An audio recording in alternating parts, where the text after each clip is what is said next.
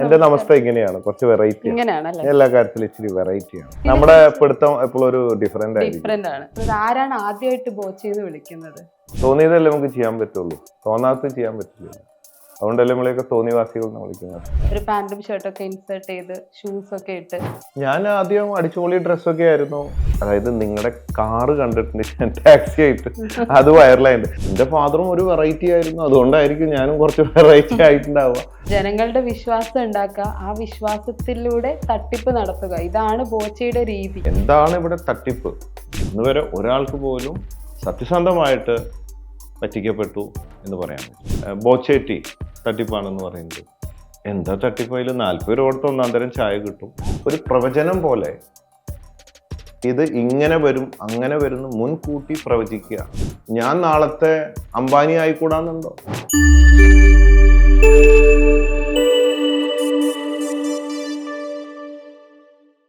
ബിസിനസ്സുകാരൻ, സാമൂഹ്യ സേവകൻ, motivator, entertainer, sportsman, ഇങ്ങനെ ഒരുപാട് പദവികൾ വഹിക്കുന്ന ഒരു വ്യക്തിയാണ് ഇന്ന് നമ്മളോടൊപ്പം ഉള്ളത്.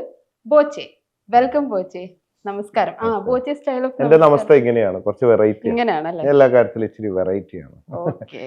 ഇങ്ങനെയും ചിലവർ ഇങ്ങനെ പിടിക്കും. ഈ വെറൈറ്റി നമ്മുടെ പിടുത്തം എപ്പോഴും ഒരു ഡിഫറെന്റ് ആണ്.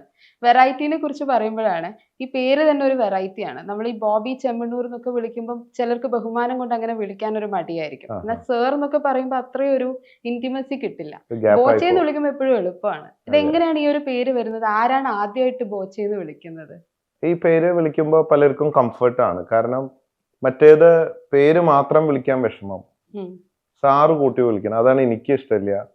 കാരണം അത് ഒരു റെസ്പെക്റ്റ് ആയിട്ട് ഓഫീസേഴ്സിനെ വിളിക്കണം. നമ്മളെല്ലാവരും സാറിന് വിളിക്കും, പിന്നെ ഒരു ഇതില്ല. അങ്ങനെയാണ്. അപ്പോ ബോബി ചെമ്മണ്ണൂരിന്റെ ബോ ആൻഡ് ചെമ്മണ്ണൂരിന്റെ ചെ, ബോച്ചെ. ഫാൻസാണ് ആദ്യമായിട്ട്. ഞാൻ സോഷ്യൽ മീഡിയയിലാണ് എൻ്റെ ഓട്ടം കഴിഞ്ഞ സമയത്ത് അതിലിങ്ങനെ ഒരാൾ ആദ്യം പറഞ്ഞു, പിന്നെ ചിലവർ അത് ഏറ്റു പറഞ്ഞ് അങ്ങനെ ആയിപ്പോയത്. ബോച്ചെ എന്നുള്ളതാണ്. ആദ്യം എനിക്കിത് ഇഷ്ടമില്ലായിരുന്നു അങ്ങനെ വിളിക്കുന്നത്. കാരണം എപ്പോഴും നമുക്ക് നമ്മുടെ പേര്, നമ്മുടെ വീട്ടും പേര്, അതൊക്കെ ഒരു ഇതാണല്ലോ. അപ്പൊ ഞാനൊരു ഫുട്ബോൾ ഉദ്ഘാടനം ചെയ്യാൻ പോയപ്പോ വലിയ ക്രൗഡാണ്. ബോച്ചെ ബോച്ചെ എന്ന് പറഞ്ഞപ്പോ ഞാൻ പറഞ്ഞ, അല്ല ബോബി എന്ന് വിളിച്ചാൽ മതി, എന്നെ സാറൊന്നും വിളിക്കണ്ട എന്ന് പറഞ്ഞു. ബോബി എന്ന് പറയുമ്പോ വീണ്ടും ബോച്ചെ, അല്ല അങ്ങനെ വിളിക്കരുതെന്ന് പറയുമ്പോ ഒന്നും കൂടെ ശക്തമായിട്ട് ബോച്ചെ. അപ്പൊ പിന്നെ എൻ്റെ അടുത്ത് 1-2 പേര് പറഞ്ഞു, ഇത് സ്നേഹം കൊണ്ട് നാട്ടുകാരിടുമ്പോ ആ പേരാണ് യോജിക്കുക, അതാണ് അതിന്റെ അന്തിമം. ഇനി അത് മാറ്റാൻ പറ്റില്ല. മാത്രമല്ല അതൊരു അംഗീകാരമാണ്. നമ്മൾ സ്വയം ഇടുന്നതും നാട്ടുകാർ സ്നേഹം കൊണ്ട്, അപ്പൊ അതങ്ങോട്ട് മാനസികമായിട്ട് പൊരുത്തപ്പെടുക. ഇപ്പൊ അങ്ങനെ ആയി ഇപ്പോ ബോച്ചെ തന്നെയായി. ഞാൻ തന്നെ മറന്നു ബോബീനെ. പെട്ടെന്ന് ചിലവര് ബോബിന്ന് വിളിച്ചാൽ പെട്ടെന്ന് ഞാൻ തിരിഞ്ഞു നോക്കില്ല. കാരണം ബോച്ചെ പറയുമ്പോഴാണ് തിരിഞ്ഞു നോക്കുന്നത്. അതെ, മാർക്കറ്റിംഗ് ഇതൊക്കെ ഇറക്കണം. ഇനി നമ്മുടെ ഓരോരോ പ്രോഡക്റ്റുകൾ, ഗാർമെന്റ് ഫാക്ടറി എടുത്തിട്ടുണ്ട് നമ്മൾ തിരുപ്പൂര്.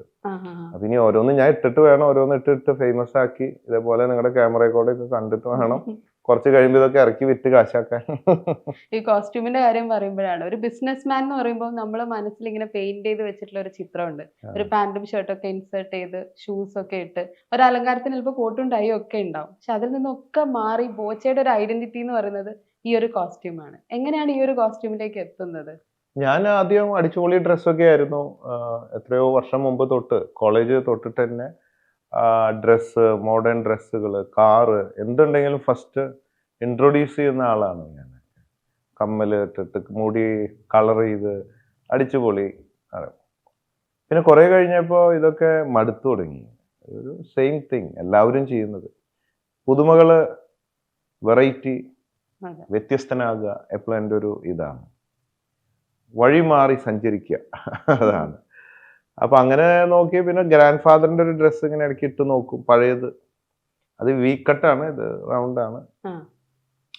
പഴയ കാലത്ത് കളവണ്ടിക്കാരും പഴയ ആൾക്കാരൊക്കെ തറവാട്ടിലൊക്കെ അമ്മമ്മമാരും അപ്പന്മാരൊക്കെ ഇങ്ങനത്തെ ഇടായിരുന്നു. അപ്പൊ അദ്ദേഹത്തിനോടുള്ള സ്നേഹം കൊണ്ടാണ് ഇത് ഇട്ട് തുടങ്ങിയത്. അദ്ദേഹം എനിക്ക് 3 വയസ്സ് 5 വയസ്സൊക്കെ മിഠായി വാങ്ങാൻ തരും.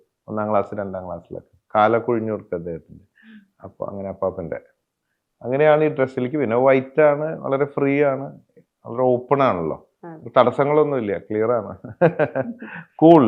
എന്ന് പറയില്ലേ, അതുകൊണ്ട് അപ്പൊ അങ്ങനെ അത് സെറ്റായി ഇപ്പോ, മൈൻഡും ആൾക്കാരും ഒക്കെ അങ്ങനെ കണ്ട് കണ്ട് അങ്ങനെ ആയിപ്പോയി. ഓക്കെ, നമുക്ക് എല്ലാവർക്കും ഒരു ഐ ആം എന്ന് പറഞ്ഞൊരു സംഭവം ഉണ്ടാവും, ഞാൻ എന്ത് എന്നുള്ളത്. അതപ്പോ ബോച്ചേനോട് തന്നെ ഞാൻ എന്താണെന്ന് ചോദിക്കുമ്പോൾ കിട്ടുന്ന ഒരു മറുപടി എന്തായിരിക്കും? You mean who I am? Yes. I'm a human being, just born to die, live a small time on this earth. പിന്നെന്താ, ടൂറിസ്റ്റ് അല്ലേ, ഇങ്ങനെ യാത്ര പറഞ്ഞു പോവാ, കഴിയാവുന്ന ആരെയും ശല്യം ചെയ്യാതെ ബുദ്ധിമുട്ടിക്കാതെ പറ്റാവുന്ന സഹായം ചെയ്ത് സന്തോഷിപ്പിച്ചും ഉള്ളത് കൊണ്ട് ഓണാക്കി മുമ്പോട്ട് പോവാ. അതല്ലേ നമുക്ക് ചെയ്യാൻ പറ്റുക, അതല്ലേ അതിന്റെ അർത്ഥം. ശരിയായ അറിവ് നമുക്ക് ലഭിച്ചാൽ മനസ്സിലാവും, നിങ്ങൾ എത്ര വലിയ ആളാണെങ്കിലും എത്ര പഠിപ്പുണ്ടെങ്കിലും എത്ര സമ്പത്തുണ്ടെങ്കിലും ഒക്കെ ആ ഒരു യാത്ര, short time, what you can do, who I am, ഒരു അറിവുള്ള ഒരു വ്യക്തിക്ക് മാക്സിമം എന്ത് ചെയ്യാം എന്നുള്ള ബോധ്യം ഉണ്ടാവും. എന്തൊക്കെ ഉണ്ടാക്കി വെച്ചാലും this is your time period, span of time, അതിനുള്ളിൽ ചെയ്യാവുന്ന ഇതാണ് മാത്സ്. ഇനി എന്തൊക്കെ ചെയ്താലും ചെയ്തില്ലെങ്കിലും ഇതൊക്കെ വെച്ച് നിങ്ങൾ പോവും. അപ്പോൾ ഒരുപാട് പേര് ടെൻഷൻ അടിച്ച് മരിക്കുന്നു, ചിലവർ അധ്വാനിച്ച് മരിക്കുന്നു, ചിലർ സൂയിച്ച് മരിക്കുന്നു, ഇങ്ങനെ പല ജാതി സംഭവങ്ങൾ നമുക്ക് കാണാം. ഓപ്പോസിറ്റ് ആയിരിക്കും ഓരോ കഥാപാത്രങ്ങൾ. അപ്പൊ ഞാൻ നോക്കിയപ്പോ ഒരു മോഡറേറ്റ് ആയിട്ട് ഇതെല്ലാം ഉൾക്കൊള്ളിച്ച് അടിച്ചു പൊളിച്ചും സൂയിച്ചും ചെത്തി നടന്നും കാശുണ്ടാക്കിയും കുറച്ച് പാവങ്ങൾക്ക് കൊടുത്തിട്ടും അവരുടെ സന്തോഷവും അതിന്റെ ഭാഗമായും അതിന്റെ ഒരു എനർജി കിട്ടിക്കൊണ്ടും കുറച്ച് സമയം അടിച്ചു പൊളിച്ച് ജീവിക്കുക. അല്ലാതെ ഇതൊക്കെ ഇനി എപ്പ ചെയ്യാനാ, നമുക്കറിയില്ല. അവിടെ പരലോകത്ത് പോയ അവിടെ ആരാ എന്താ, അവിടെ മാലാകന്മാരാണോ, ഇനി അവിടെ ഗേൾ ഫ്രണ്ട്സ് ആണോ, ആണുങ്ങൾ മാത്രമാണോ, ഇതൊക്കെ വല്ലതും ഉണ്ടോ ഇല്ലയോ ആർക്കറിയാം. ഒറ്റ സമയം ഈ പ്ലാറ്റ്ഫോമാണ് ഇവിടെ ഉള്ളൂ, ഇവിടെ എല്ലാം ഇവിടെ ചെയ്യണം നമ്മൾ. അതാണ് നമ്മുടെ ഒരു നോളജ്. അങ്ങനെ ചെയ്തുകൊണ്ടിരിക്കണം.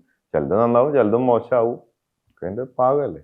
തോന്നിയതല്ലേ നമുക്ക് ചെയ്യാൻ പറ്റുള്ളൂ, തോന്നാത്ത ചെയ്യാൻ പറ്റില്ലല്ലോ. അതുകൊണ്ടല്ലേ നമ്മളെയൊക്കെ തോന്നിവാസികൾ എന്ന് വിളിക്കുന്നത്. That is me. പിന്നെ ബോച്ചെ ഫുൾ വെറൈറ്റി ആണല്ലോ. ഈ ആദ്യമായിട്ട് ഹെലികോപ്റ്റർ സർവീസ്, ഹെലികോപ്റ്റർ ടാക്സി ആയിട്ട് കൊടുക്കുക, റോൾസ് റോയ്സ് റൈഡ് കൊടുക്കുക, എല്ലാം ഒരു ചീപ്പ് റേറ്റിൽ കൊടുത്തുകൊണ്ടിരിക്കുന്നു. അപ്പൊ എങ്ങനെയാണ് ഈ വെറൈറ്റി ആയിട്ടുള്ള ഐഡിയാസ് നോക്കി പിടിക്കുന്നത്?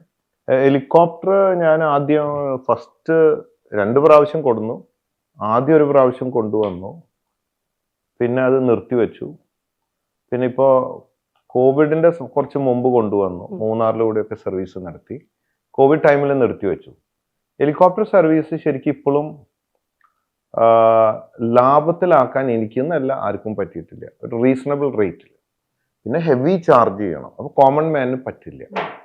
പിന്നെ എനിക്കാണെങ്കിൽ അതിൽ പറക്കാനുള്ള താല്പര്യമൊന്നും ഇല്ല. ഞാനതുള്ള എപ്പോഴും ചിലപ്പോൾ കാറിലും ട്രെയിനിലൊക്കെ പോകും.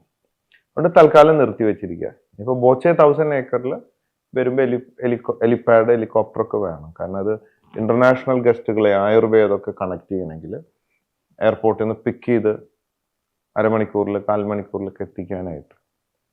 അപ്പൊ അങ്ങനെ തുടങ്ങി.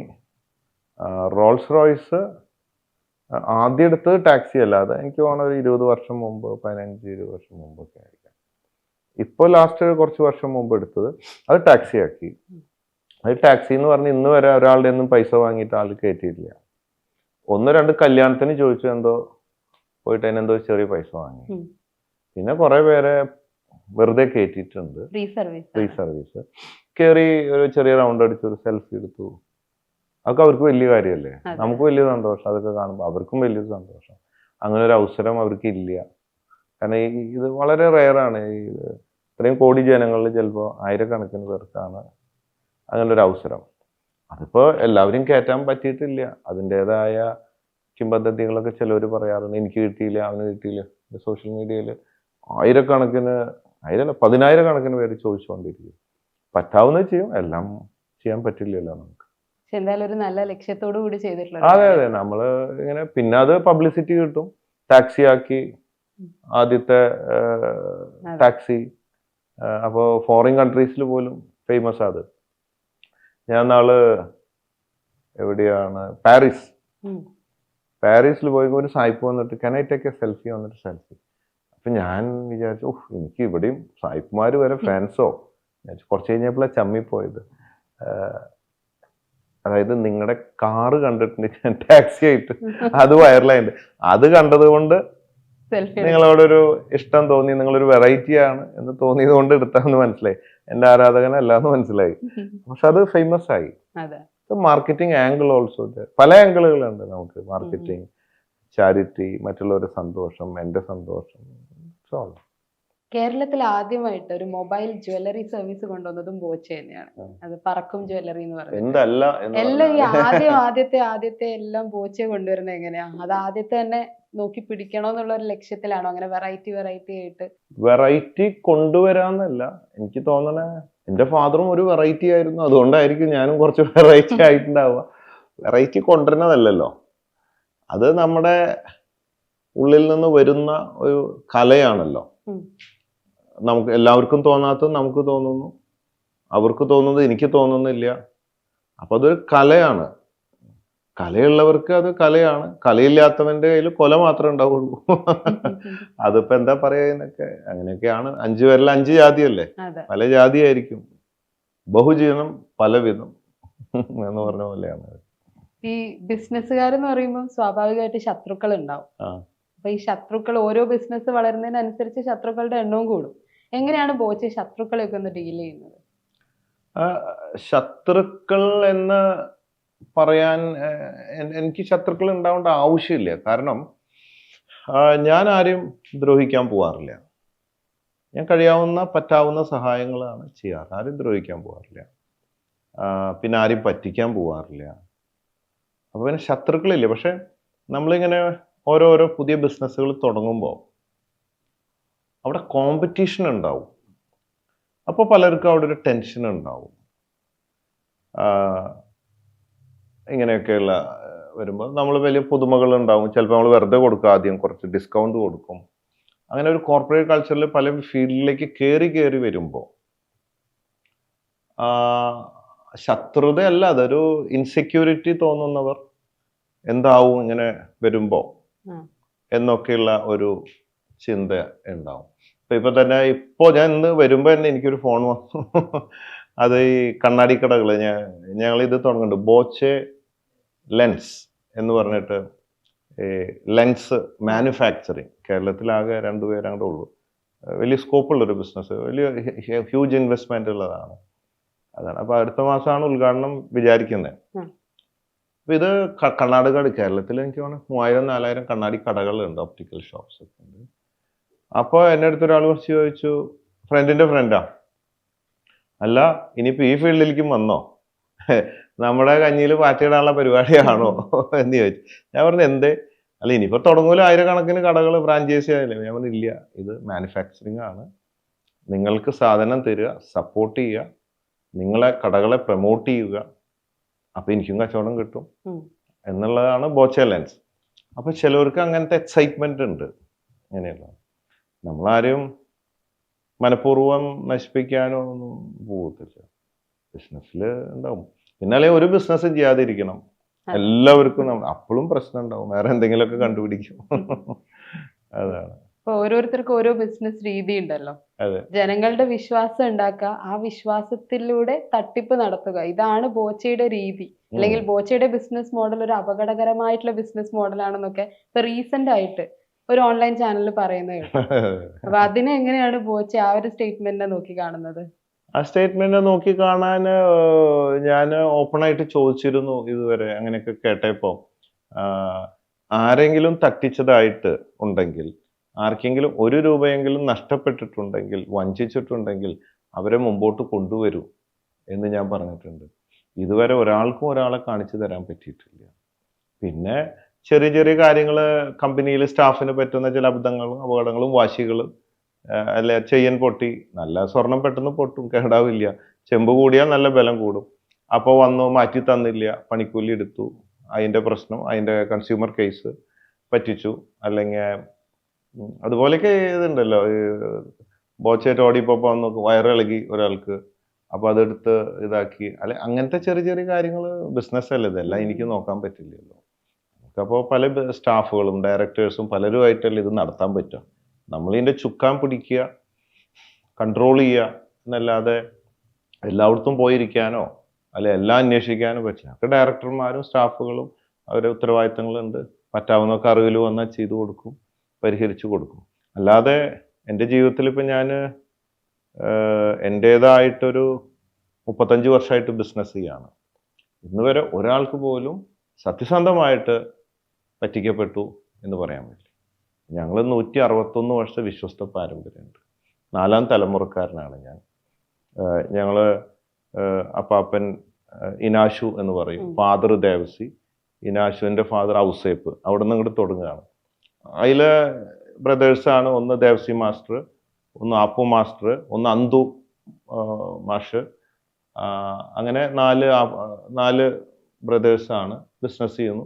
അത് ആദ്യകാലമേ തൊട്ട് ബിസിനസ്സൊക്കെ സെപ്പറേറ്റ് ആയി പാർട്ടീഷൻ കഴിഞ്ഞ് ഞാൻ എൻ്റേതായ ബിസിനസ് ബോബി ചെം എന്ന് ഹാൻഡിൽ ചെയ്യുന്നു. അപ്പം നാളെ ഇതുവരെ ഞങ്ങളുടെ കുടുംബത്തിൽ ഒരാളും പറ്റിക്കപ്പെട്ടിട്ടില്ല, ഒരാളെയും പറ്റിച്ചിട്ടില്ല എന്നതാണ്. പിന്നെ പറയുമ്പോൾ എന്തടിസ്ഥാനത്തിലാണ് ഇതുപോലെയുള്ള ചെറിയ കാര്യങ്ങൾ, ഇപ്പോൾ ബോച്ചേറ്റി തട്ടിപ്പാണെന്ന് പറയുന്നത്. എന്താ തട്ടിപ്പ്? അതിൽ 40 രൂപ കൊടുത്ത് 1-ാം തരം ചായ കിട്ടും, ആവശ്യമുള്ളവർക്ക് വാങ്ങാം, കൂടെ ലക്കി ഡ്രോ ടിക്കറ്റ് കിട്ടും. ഇപ്പം ഞാൻ ഇപ്പം നോക്കിയാൽ 25 കോടി കഴിഞ്ഞിരിക്കുകയാണ്. 3 മാസം കഴിഞ്ഞു, 25 കോടി കൊടുത്തു. 25 കോടി കൊടുത്ത് 11,70,000 സംതിങ് 12 ലക്ഷത്തോളം പേർക്ക് കൊടുത്തു കഴിഞ്ഞതിൻ്റെ പ്രൂഫ് bochetti.com വെബ്സൈറ്റിൽ ഇട്ടിട്ടുണ്ട്. അതിൽ എണ്ണി നോക്കിയാൽ കാണാം ആൾക്കാരെ. ഇത്രയും പ്രൂഫ് ഉണ്ടെങ്കിലും ചിലവർക്ക് കിട്ടിയില്ല. ചായ തട്ടിപ്പാണ്, വെട്ടിപ്പാണ്, അല്ലെങ്കിൽ ബോച്ചെട്ടി കിട്ടിയില്ല. ഞാൻ കുറേ കേസുകൾ നോക്കിയപ്പോൾ 40 രൂപ അടച്ചിട്ട് ഓൺലൈനിൽ ബോച്ചെട്ടി കാത്തിരിക്കുക, കിട്ടില്ലല്ലോ. 40 രൂപ ബോച്ചെട്ടിയുടെ വിലയാണ്. ഇനി ലോജിസ്റ്റിക്സ്, ഹോം ഡെലിവറി പൈസ അടച്ചാലേ അത് വീട്ടിലേക്ക് വരുള്ളൂ. പിന്നെ അല്ലെങ്കിൽ അവർക്ക് 10-700 സെന്ററുകളുണ്ട്, അവിടെ പോയി കളക്ട് ചെയ്യാം. ഫ്രീ ആയിട്ട് ഫോൺ കാണിച്ചിട്ട് കളക്ട് ചെയ്യാം, എപ്പോൾ വേണമെങ്കിലും കളക്ട് ചെയ്യാം. ഇഷ്ടം പോലെ ടീ ഉണ്ട്. പിന്നെ സ്റ്റാർട്ടിങ്ങിൽ ടീ കുറച്ച് കുറവായിരുന്നു, സെയിൽ കൂടിയപ്പോൾ പെട്ടെന്ന് ഷോർട്ടേജ് വന്നു. ബിസിനസ്സിൽ ഷോർട്ടേജ് വരും. പ്രോഡക്റ്റുകൾ ഇപ്പോൾ നല്ല കാറുകളൊക്കെ ഇറക്കുമ്പോൾ ഡിമാൻഡ് ഉണ്ടെങ്കിൽ ഷോർട്ടേജ് വെയിറ്റ് ചെയ്യേണ്ടി വരും. അപ്പം നമ്മൾ നിയമാവലിയിൽ കൊടുത്തിട്ടുണ്ട് എല്ലാ കാര്യങ്ങളും, ആ നിയമം അനുസരിച്ച് നമ്മൾ പ്രവർത്തിക്കുന്നു. അപ്പോൾ അങ്ങനെയൊക്കെ ഉള്ളതാണ്. പിന്നെ സോഫ്റ്റ്വെയറിൻ്റെ ചില ടെക്നിക്കൽ ഇഷ്യൂസ് വരാറുണ്ട്. അപ്പോൾ ചിലവർക്ക് ആ സമയത്ത് തന്നെ പ്രൈസ് അടിച്ചിട്ടുണ്ടാവും, കെടുക്കില്ല. പിന്നെ പലർക്കും ഇത് അറിയില്ല. അത് പല ബട്ടണുകൾ കൊടുത്താലാണ് ലാസ്റ്റ് നമ്മുടെ അക്കൗണ്ടിലേക്ക് വരുള്ളൂ. ചിലവർ അതിൻ്റെ ഇടയിൽ നിൽക്കും. അപ്പോൾ അത് കാരണം കൊണ്ട് അങ്ങനെ ഒരു സംഭവം വന്നുകൊണ്ട് ഈ സോഫ്റ്റ്വെയർ യൂസർ ഫ്രണ്ട്ലി അല്ലാത്തതുകൊണ്ട് കുറേ പേർക്ക്, ഒരു 60% ആൾക്കാർക്ക് എടുക്കാൻ പറ്റുന്നില്ല അതിലൂടെ. അപ്പോൾ നമ്മളിപ്പോൾ scratch and win, Boche scratch and win എന്ന് പറഞ്ഞിട്ട് തുടങ്ങാൻ പോവാണ്. അപ്പോൾ എന്താ ഗുണം എന്ന് വെച്ചാൽ, ഈ ഫോറിനിലൊക്കെ കണ്ടിട്ടുണ്ട്, യൂറോപ്പിലൊക്കെ ഭയങ്കര, ഞാൻ ഒരു കടയിൽ പോയപ്പോൾ ഭയങ്കര ക്രൗഡ്, ആൾക്കാരിങ്ങനെ കൂടി നിൽക്കുക. താഴെ നോക്കുമ്പോൾ നിറച്ച് കൂപ്പൺസ്. അപ്പോൾ എന്താന്ന് വെച്ച് കഴിഞ്ഞാൽ സ്റ്റുഡൻസും വലിയവരും ഒക്കെ അവിടെ ഇതിങ്ങനെ ഉരച്ച് നോക്കുമ്പോൾ അപ്പം തന്നെ ക്യാഷ് കാണാം. ഇത്ര $, അല്ലെങ്കിൽ ഇത്ര, അപ്പം തന്നെ കാശ് കിട്ടും. അപ്പോൾ വെയിറ്റ് ചെയ്യേണ്ട ആവശ്യമില്ല നറുക്കെടുപ്പും കാര്യങ്ങൾക്കൊക്കെ. അപ്പോൾ അതാണ്, അങ്ങനെ ഒരു കാര്യം ചിന്തിക്കുന്നുണ്ട്. മാത്രമല്ല എന്നോട് പലരും ലോട്ടറി രംഗത്തുള്ള ചില നേതാക്കന്മാരൊക്കെ പറയാറുണ്ട്, ഫ്രണ്ട്ലിയാണ് എല്ലാവരും, ഞാനായിട്ട് ഇതില്ല, പറയും ഇതൊന്നും നിർത്തിക്കൂടെ, നറുക്കെടുപ്പ് നമ്മൾ കേരള ബൈക്കുറി ചെയ്യുന്നതല്ലേ. അപ്പൊ നിയമപരമാണെന്ന് അവർക്ക് അറിയാം, കോടതി വിധിയൊക്കെ നമുക്ക് കിട്ടിയിട്ടുണ്ട്. ഇത് ലോട്ടറീസ് ആക്ട് 2B സെക്ഷൻ പ്രകാരം ഇത് ലോട്ടറി അല്ല, സെയിൽസ് പ്രൊമോഷൻ ആണെന്നും അതിൽ തെറ്റൊന്നും ഇല്ലാത്തതുകൊണ്ട് മുമ്പോട്ട് നടത്തിക്കൊണ്ട് പോകുന്നുണ്ട്. എന്നാലും അവരുമായിട്ട് സഹകരിച്ച് ഞാൻ ഈ സ്ക്രാച്ച് ആൻഡ് വിന്നിലേക്ക് ഇമ്മീഡിയറ്റ് ക്യാഷ് കിട്ടുക, അതാണ് ആൾക്കാർക്ക് കൂടുതൽ താല്പര്യം. എല്ലാവർക്കും കാര്യം ഇതെടുത്ത് കാത്തിരുന്ന് റിസൾട്ട് നോക്കി അപ്പൊ ഇമ്മീഡിയറ്റ് ക്യാഷ് കിട്ടണം. അപ്പൊ രണ്ടും മുമ്പോട്ട് പോവും.